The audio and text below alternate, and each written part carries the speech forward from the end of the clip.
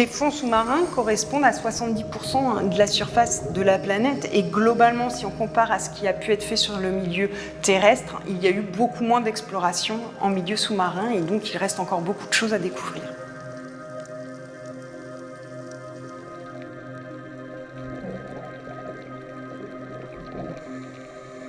Mon métier consiste à explorer la diversité des algues sur toute la planète et donc pour ça je suis obligée d'aller sur le terrain et ça me permet d'essayer de comprendre pourquoi dans certaines régions sur Terre on a beaucoup d'espèces, dans d'autres on en a moins et de comprendre les relations qu'elles vont pouvoir entretenir entre elles.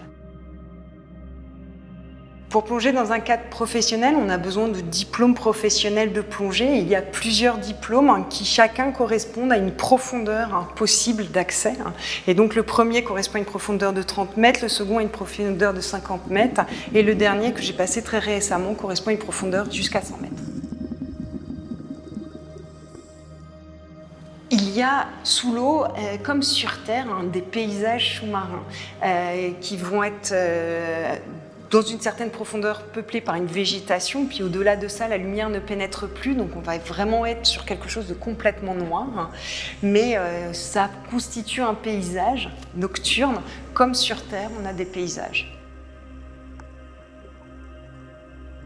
Quand je plonge pour récolter des algues, le principal sens que je vais mobiliser, c'est la vue. Je reconnais l'essentiel de mes algues à la vue, mais j'utilise aussi le toucher. Des sensations douces ou au contraire rugueuses, cartilagineuses vont m'indiquer qu'il s'agit d'espèces différentes. Et puis, parfois aussi, je peux mobiliser l'odorat.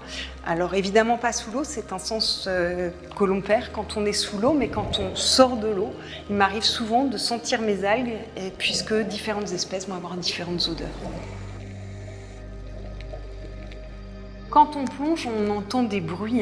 Le problème, c'est qu'on n'arrive pas à savoir d'où ils proviennent, mais on va pouvoir entendre, il y a beaucoup de crustacés qui vont émettre des sons, des cliquetis. On va aussi pouvoir entendre les mammifères. Les mammifères émettent aussi pas mal de sons et malheureusement, les bateaux émettent aussi beaucoup de sons. En plongée, on va ressentir des sensations fortes, notamment plus on va aller profond, plus on va ressentir l'effet de la narcose qui va nous embêter. C'est ce qu'on appelle l'ivresse des profondeurs. Ça va altérer un certain nombre de sensations. Notamment, ça va exacerber l'état d'esprit dans lequel on est. Donc quelqu'un qui est un peu soucieux va être complètement angoissé. Quelqu'un qui est très content d'aller plonger va être euphorique. Pareil, on va avoir tendance à perdre la notion du temps. Pour pallier aux effets de la narcose, on peut remplacer l'azote par un autre gaz, notamment l'hélium.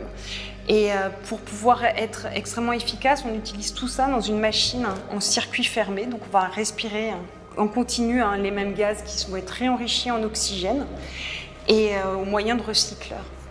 Et le muséum vient d'investir dans des recycleurs de manière à pouvoir repousser les limites de l'exploration.